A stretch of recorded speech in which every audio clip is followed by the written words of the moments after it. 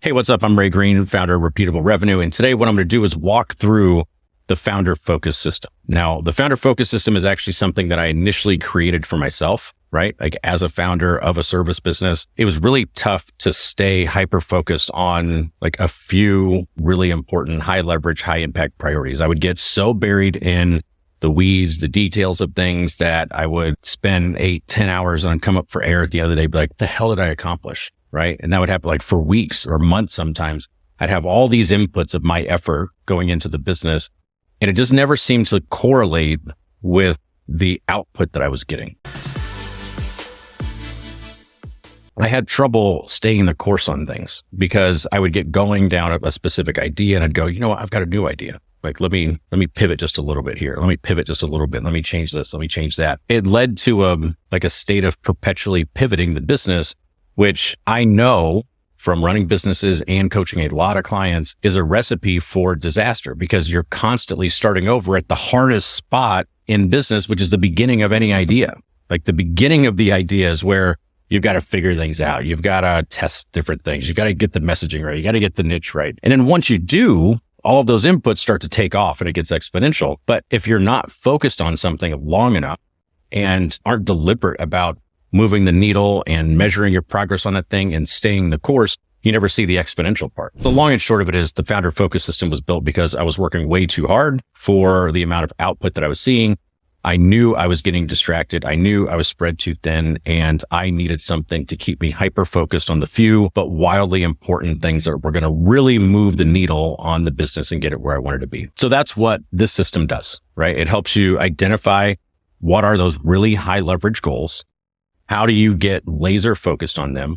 How do you ignore distractions and shiny objects? And how do you start to get compounding returns from the effort that you're putting in? So I'm going to break down like basically what the system is, why it works, and how you can use it in your business so that you can kind of get the same results. Now, what I'm going to do is walk through the actual form that I'm using when I do these game plan sessions with our accelerator clients to install the founder focus system, right? Like to get this thing actually going. And you'll see there's 4 components to this. There's objectives, outcomes, outputs, and ownership. All right. Now, objectives are pretty self-explanatory, right? Like objectives are goals. They are the 1 to 3 things that are going to move the business forward the fastest. I bet you have a sense of what the objectives that you need to accomplish or that would move the business forward most are, right? You probably have a good sense of it. Now, the thing to think about with this is these goals as objectives don't need to be SMART goals, right? A lot of people want to set SMART goals, smart, measurable, like that. That's not what we're looking for here. This doesn't need to be quantifiable. This doesn't need to be time bound. This doesn't need to be a traditional goal that we're going to measure. And the reason is the next thing that we have are outcomes. This is where we're going to measure. Okay. So the objective can be something like remove myself from the sales process, which has been one of mine. And I'll walk you through that one. That's not necessarily time bound. It doesn't say by a specific date, and it doesn't have a measurable thing in it. Like, how do you know if you did that? That's actually the role of outcomes. Okay. So we set the objective, we set the goal. Then we step back and we ask ourselves, how are we going to measure that? How are we going to turn that into something quantifiable? Like preferably with a number that I can put into a spreadsheet that I can track like a scorecard. And you want to think, how am I going to know when I've accomplished this objective, right? How do I know when it's done? Okay. Remove myself from the sales process. All right. Well, that could be fairly arbitrary, right? Like, is it when I hire somebody? Is it when that person is doing well? Is it 6 months later? Like, how do I actually know that it's done? So that's one of the roles of outcomes is you want to define what the finish line looks like. If you were looking at this on a scorecard, how are you going to know the objective has been achieved? Right. The other thing that you want your outcomes to do is you want them to be able to show progress that you're making while you're making it so that you know whether the tactics that you're using and the activities that you're doing are actually doing something, right? Like you want to know if you're on the right track or you want to know if you're on the wrong track. If you're on the wrong track, you want to be able to adjust, right? Like be able to try a different activity, try a different way of getting there. That leads pretty easily into outputs. And because these do get confused a lot, that's why I actually separate these. Don't confuse outcomes with the outputs. Outcomes are why this thing is a goal, right? Like why your objective is a goal. You want some result from achieving that goal, the objective. That's your outcome. The output is what you have to do to make it happen. So again, we're talking tasks, we're talking activities, we're talking projects, we're talking effort that you're going to put in, you or your team, and what needs to be done to get these outcomes. So this is going to read much more like a to-do list than this. Okay. So we've got objectives, we've got outcomes, we've got outputs.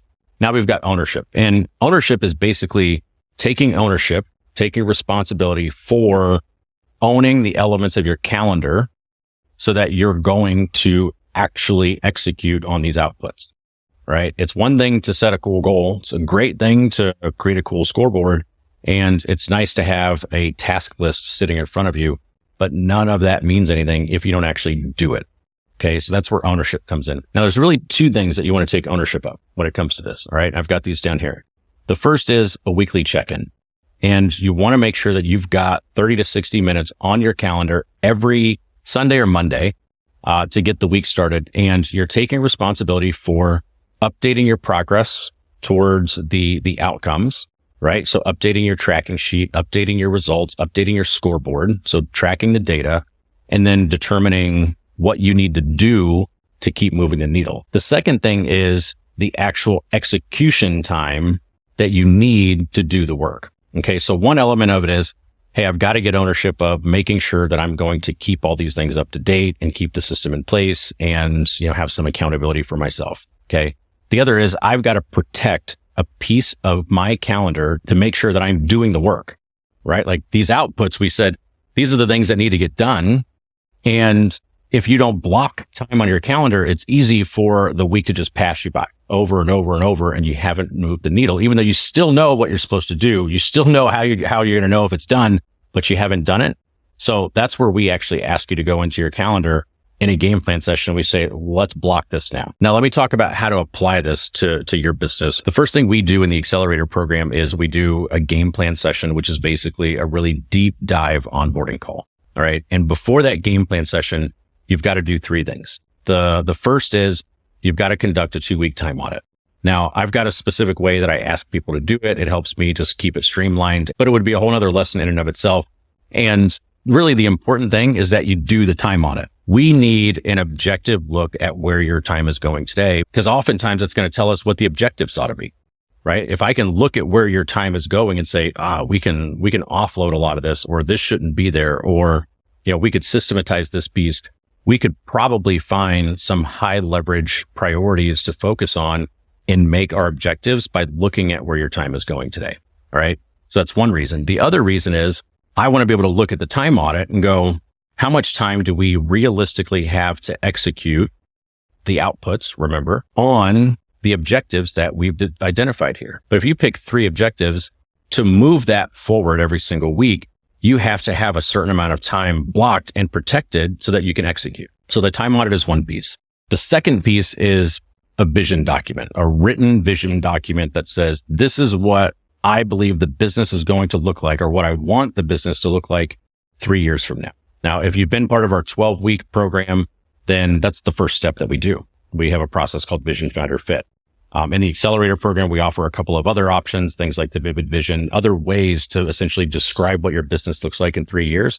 But that's what we need to get started, right? Like that's what we're going towards. That's the destination, and tough to create a good roadmap if we don't know where we're going.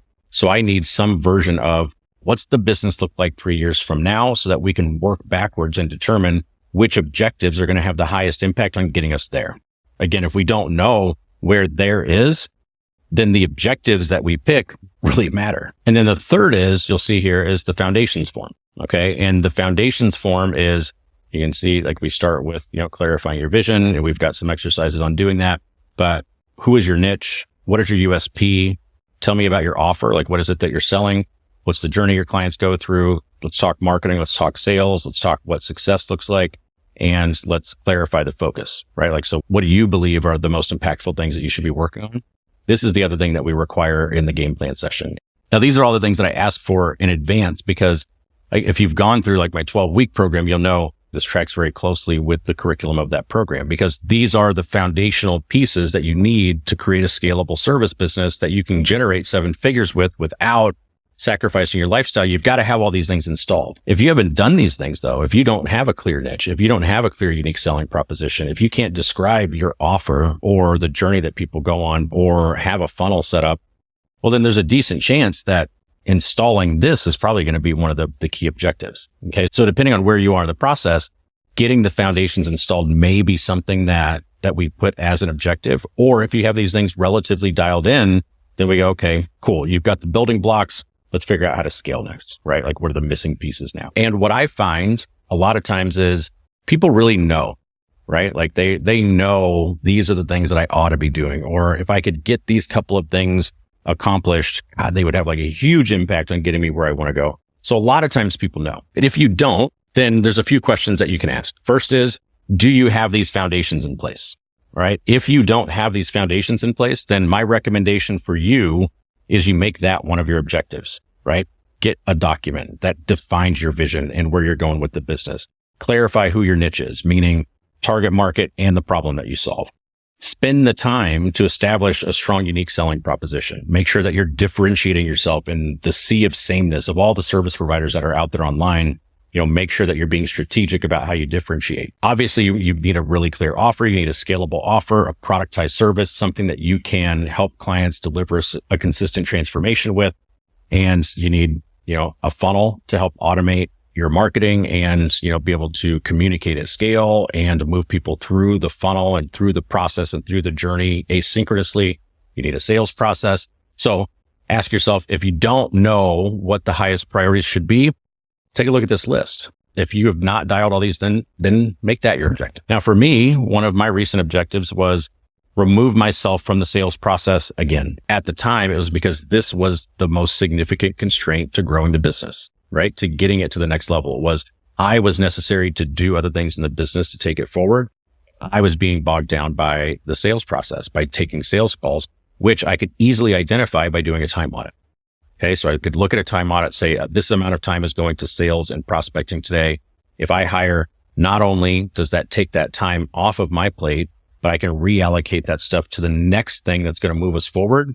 Again, high impact, high leverage. So that's the objective that I picked. The next question you want to ask is, all right, so how do I know when I've done that? Again, like I mentioned this earlier, is it when they start? Is it after they've been there 90 days? Is it when they've been here 12 months? Is it once they sign an offer letter? Like how do I know when I'm done? All right.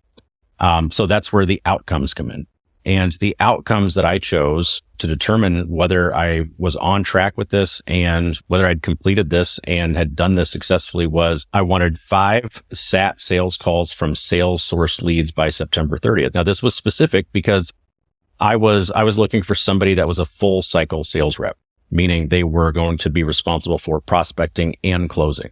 Because I didn't want to just hire somebody that was just going to sit and wait for calls. I wanted somebody that was going to go out and create opportunities. So I baked that into the outcomes. I said 5 SAT sales sourced leads by September 30th. 1 new scale sale sold by October 31st, and then a 33% conversion rate on non-Ray sales in Q4. What you can tell I kind of did here was there's a balancing act between the outcomes that you choose. You want to make sure that you don't just have sales, because sales could mean a lot of gross sales, but what if our conversion rates are like 10%, right? That's still not good, right? So I'm looking for metrics that actually balance each other where possible. That was the objective. These were the outcomes that I wanted from that.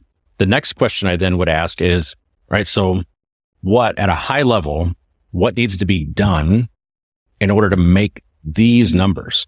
Okay. Well, I've probably got to write a job description, got to create a comp plan. I've got to create an onboarding plan. I've got to create some training material, probably write some sales playbooks, or update the sales playbooks at least. Probably got to get a job posting up, do some interviewing, hire them, onboard them, coach some calls.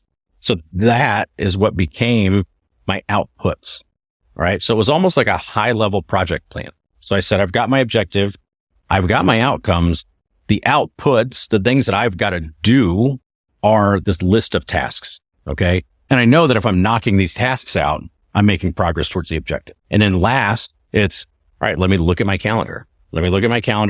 Do I have an hour on Sunday or Monday blocked to make sure that I'm updating all this stuff, right? I'm going to go look at the reports. I'm going to go look at my project plan. I keep it in Asana. I'm going to go actually add these tasks that we said were the outputs that we need to do.